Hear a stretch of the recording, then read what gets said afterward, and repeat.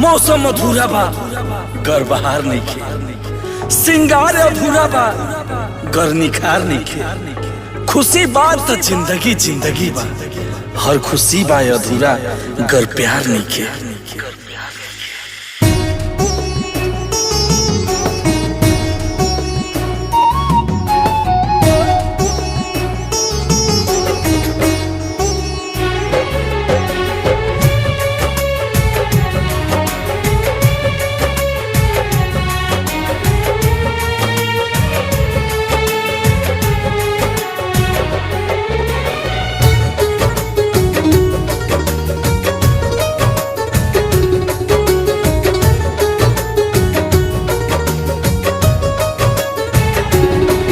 तोहरा के पलक पे बिठावली, दिल के गुलशन में सजवली।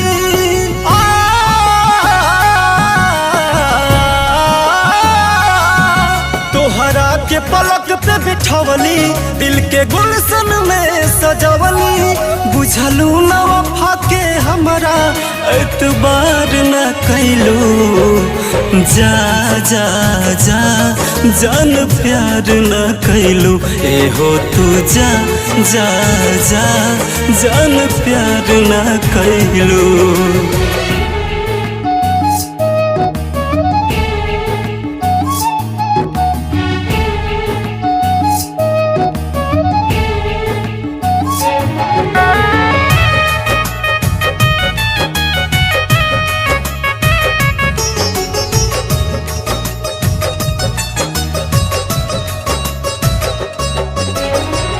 तोहरा कदम के नीचे दिल बिछौले रहली, सोच कितना दर्द तोहरे चाहत में सहली।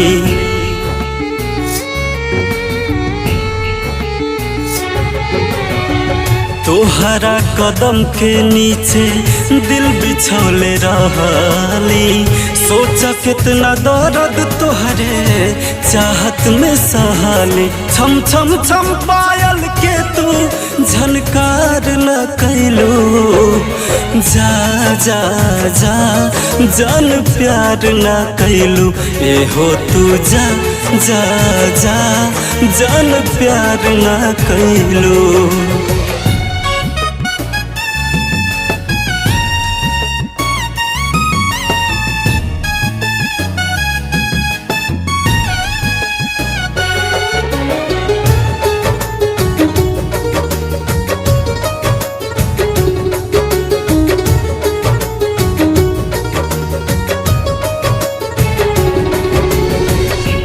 के बर्बाद हमके तोहा के कमेली, सिंकु सत्यजीत के बिना खुशी कहाँ मिली।